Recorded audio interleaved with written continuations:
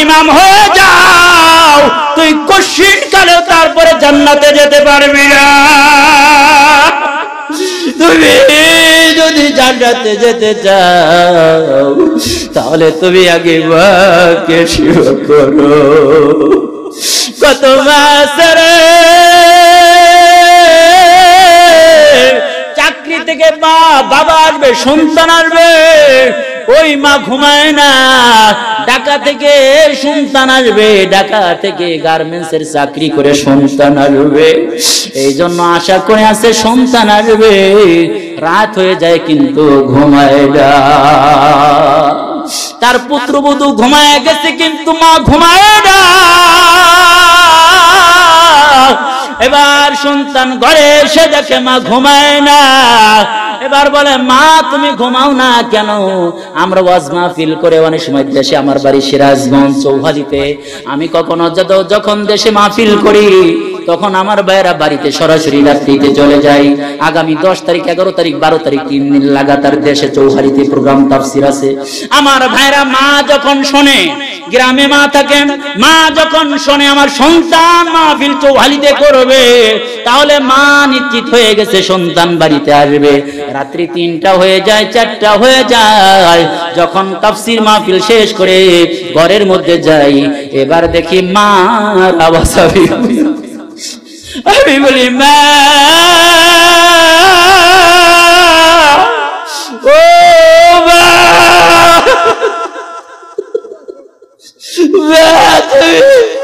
এত রাত হয়ে গেছে, তুমি কি ঘুমাও না? এখন রাত্রি 4টে বাজে, রাত্রি 4টে বাজে,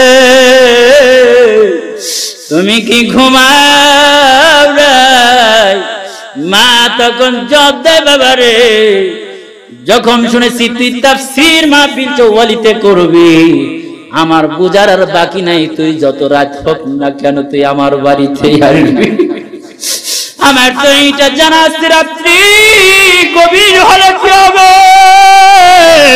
যতক্ষণ পর্যন্ত তুই আমার তোর আওয়াজ আমি না পাবো ততক্ষণ পর্যন্ত আমি বিছানায় ঘুমাইতে পারবো না। এরকম মা আছে কি নাই জোরে বলেন। আমার ভাইরা, ওই যে সন্তান হতে পারবে, এই কথা বললেও দিলের মধ্যে কোনো মায়া লাগলো না, কিন্তু মায়ের সন্তানদের প্রতি মায়া আসেনি নাই? ওই যুবক আসেনি নাই? তোমাকে আমাকে মা যখন মানুষ করেছে, অনেকেরই মা তেমন দুঃখনী মা, খাবার তেমন ভালো খেতে পারে না, কিন্তু সন্তানের জন্য তোমার আমার জন্য ভালো খাবারের ব্যবস্থা করার চেষ্টা করে কি করে না? তুমি যে স্কুল থেকে আসবে দুপুর বেলা খাবার খাবে, কিন্তু মায়ে যদি খাবারগুলো খেয়ে ফেলে তাহলে তোমার খাবার হবে না। এই জন্য মা না খেয়ে, ও যুবক ভাই, এমন মাও আছে যদি মা খাবার খেয়ে ফেলে তাহলে তুমি না খেয়ে থাকবে, বিদায় তুমি স্কুল থেকে আসবে, মা না খেয়ে তোমার জন্য খাবারটা রেখে দেয়। তুমি যখন এসএসসি পরীক্ষা দিবে রে যুবক, তোমার বাবারা তোমাকে ফর্ম ফিল আপ করবে, 3-4 হাজার টাকা লাগবে, কোথায় থেকে দিবে? তোমার বাবা যে এরকম ভাবে একটা হার দিয়েছিল, চেন দিয়েছিল, শখের সেই চেনটা পর্যন্ত বিক্রি করে দিয়ে তোমার এসএসসির টাকাটা গুছিয়ে দেয়। এমন মা জনম দুঃখিনী আছে না নাই? কত মা আছে দুনিয়ায়, এমন কোন মা নাই যারা সন্তানদের জন্য কষ্ট করে নাই। এমন যদি যুবক থাকো রে, কোন মায়ের সাথে যদি তুমি বেয়াদবি করে থাকো, আল্লাহর কসম একবার, আল্লাহর কসম দুইবার, আল্লাহর কসম 3 বার, তুই যদি মক্কা মদিনার ইমাম হয়ে যাও, তুই কশিন কালেও তারপরে জান্নাতে যেতে পারবি না। তুমি যদি জান্নাতে যেতে চাও তাহলে তুমি আগে মাকে সেবা করো। কত মাসের চাকরি থেকে মা বাবা আসবে, সন্তান আসবে, ওই মা ঘুমায় না। ঢাকা থেকে সন্তান আসবে, ঢাকা থেকে গার্মেন্টসের চাকরি করে সন্তান আসবে, এই জন্য আশা করে আছে সন্তান আসবে। রাত হয়ে যায় কিন্তু ঘুমায় না। তার পুত্রবধূ ঘুমায় গেছে কিন্তু মা ঘুমায় না। এবার সন্তান ঘরে এসে দেখে মা ঘুমায় না। এবার বলে মা তুমি ঘুমাও না কেন? আমরা ওয়াজ মাহফিল করে অনেক সময় দেশে, আমার বাড়ি সিরাজগঞ্জ চৌহালিতে, আমি কখনো যখন দেশে মাহফিল করি তখন আমার ভাইয়েরা বাড়িতে সরাসরি রাত্রিতে চলে যায়। আগামী 10 তারিখ 11 তারিখ 12 তারিখ 3 দিন লাগাতার দেশে চৌহালিতে প্রোগ্রাম তাফসীর আছে। আমার ভাইয়েরা মা যখন শোনে, গ্রামে মা থাকেন, মা যখন শোনে আমার সন্তান মাহফিল চৌহালিতে করবে, তাহলে মা নিশ্চিত হয়ে গেছে সন্তান বাড়িতে আসবে। রাত্রি 3টা হয়ে যায়, 4টা হয়ে যায়, যখন তাফসীর মাহফিল শেষ করে ঘরের মধ্যে যাই, এবার দেখি মার আওয়াজ। আমি বলি মা, ও মা,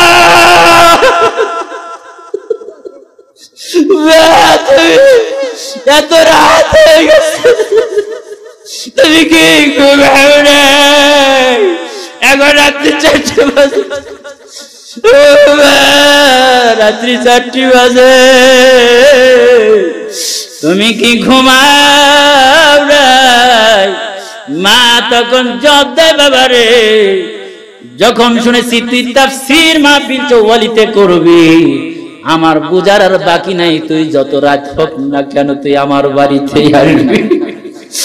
আমার তো এইটা জানা আছে রাত্রি গভীর হলে কি হবে, যতক্ষণ পর্যন্ত তুই আমার তোর আওয়াজ আমি না পাবো ততক্ষণ পর্যন্ত আমি বিছানায় ঘুমাইতে পারবো না। এরকম মা আছে কি নাই জোরে বলেন। আমার ভাইরা, ওই যে সন্তান, 3 জন সন্তান নিয়ে চেয়ারম্যান রে বলে, চেয়ারম্যান সাহেব আপনি কিন্তু চিনলেন না, ফিরিয়ে দিলেন। আমার সন্তান রেদেরকে কিন্তু চিনলেন না, এরা নবী বংশের সন্তান, এদের পেটে খাবার নাই, আপনি চেয়ারম্যান ফিরিয়ে দিলেন, যাই ফিরে যাই। খোঁজ করতে করতে এমন বাড়িতে উঠে পড়েছে, ওই মুসলমান না, এমন বাড়িতে আলাবি মহিলা এমন বাড়িতে উঠেছে, যেই বাড়ির লোক মুসলমান না, একজন অগ্নিপূজক মুসি জুতা সেলাই করে, এমন মুসির বাড়িতে উঠলে যখন আওয়াজ দিয়েছে কে বাড়িতে আসনি, মুসি বলে হ্যাঁ আসি, কে আসছো? বলে আমি আলী বংশের লোক, আমি নবী বংশের লোক, মোহাম্মদী বংশের লোক। কেন আসছো? আমার তুই ঠিকঠাকে বড় মসজিদে রেখে আসছি, খাবারের কারণে ছোট্ট মেয়েরা ছটফট করছে, খাবার দিতে পারছি না, আশ্রয় দরকার, খাবার দরকার, কে আমাদেরকে চিনবে, কে খাবার দিবে? কেউ আশ্রয় দেয় না। এবার ডেকে বলে আমি তো মুসলমান না, আমি একজন অগ্নিপূজক, তবে আল্লাহর কসম করে বললাম, ওয়াদা দিলাম আপনারা অন্য বাড়িতে যেতে হবে না, আপনি বসেন, আপনাকে আশ্রয় দিলাম, আপনার মেয়েগুলো কোন জায়গায় রেখে আছেন বলে। বলে ওই যে আপনাদের এই পাড়ার মহল্লার শেষ প্রান্তে রাস্তার পারে একটা গ্রানা মসজিদ, ওই জায়গার মধ্যে 3টা সন্তান রেখে আসছি। মুসুসি ডেকে বলে বিবি রে, মুহাম্মাদের নাম জীবনে অনেকবার শুনেছি, আমাদের ধর্মের নাম বলে কি হবে, শুনেছি মহাপুরুষ, তার নাম শুনেছি, তার চেয়ে ভালো মানুষ পৃথিবীতে আর আসে নাই। একটা কাজ করে, মেয়ে 3 জনকে নিয়ে আয় তাড়াতাড়ি, মেহমান বান। আল্লাহু আকবার বলে, আরে জোরে বলেন আল্লাহু আকবার। এবার 3 জন মেয়েকে ঘরের মধ্যে নিয়ে আসে, মজসি এখনো মুসলমান না।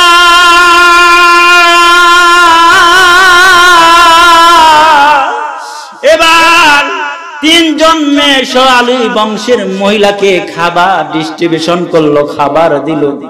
এবার বিবিকে বলছে প্রয়োজনে ভাত গরম কইরা নিয়ে এসে তাড়াতাড়ি সুন্দরভাবে তাদেরকে খাওয়াও, এরা সাধারণ কোন মেহমান না, এইরকম ভাবে জগৎ বিখ্যাত পৃথিবীর সবচাইতে উত্তম মানুষের বংশের লোক, এমন মানুষের বংশের লোক আল্লাহ আমারে ভাগ্যে মিলে দিয়েছে।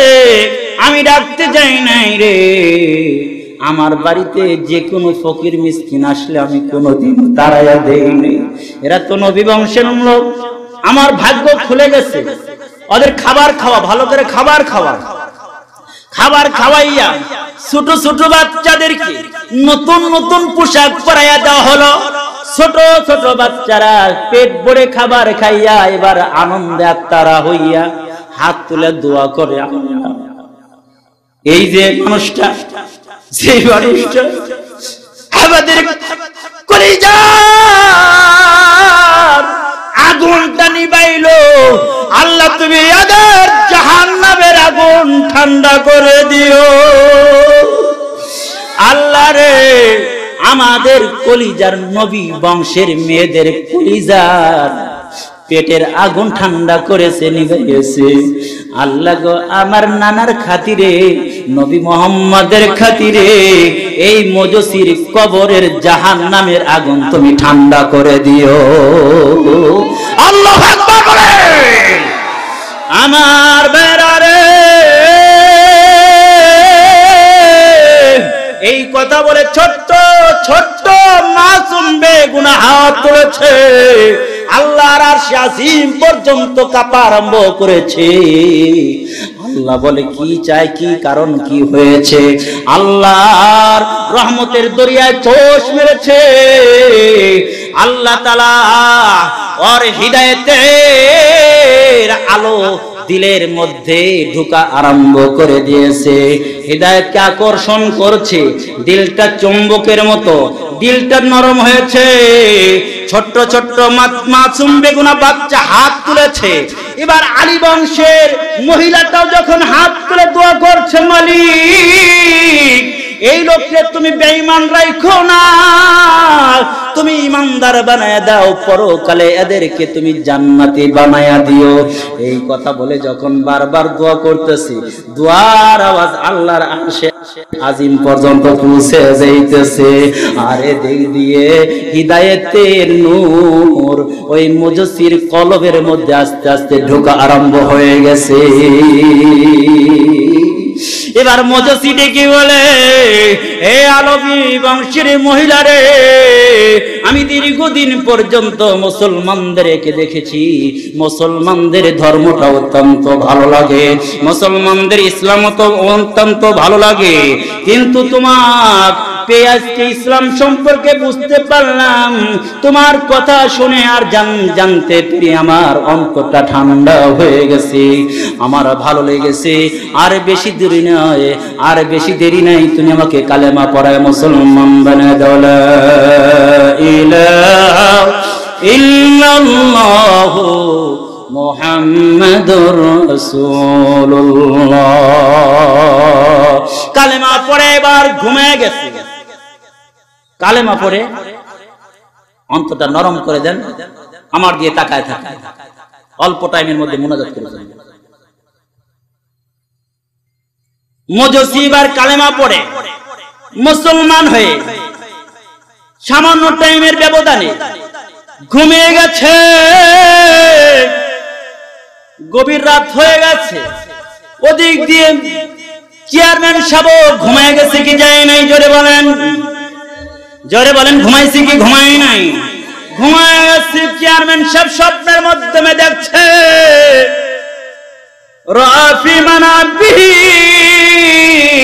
স্বপ্নের মধ্যে দেখে কিয়ামত কায়েম হয়ে গেছে।